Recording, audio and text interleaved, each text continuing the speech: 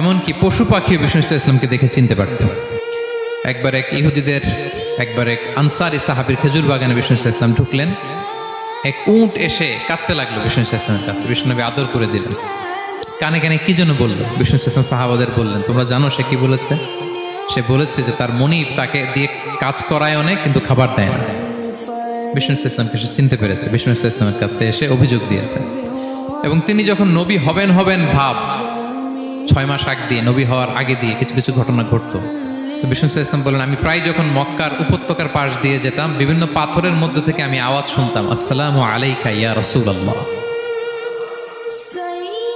মদিনায় অবস্থানরত অবস্থা বিষ্ণু ইসলাম বলেছেন যে এখন যদি আবার মক্কায় যেতে পারতাম, তোমাদেরকে পাথরটা দেখাতে পারতাম। আমি পাহাড়ের পাশ দিয়ে যখন যেতাম, পাথর থেকে আওয়াজ আসতো, আসসালামু আলাইকা ইয়া রাসূলুল্লাহ। তার মানে পাথর নবীকে চিনতো কি চিনতো না? বলেন।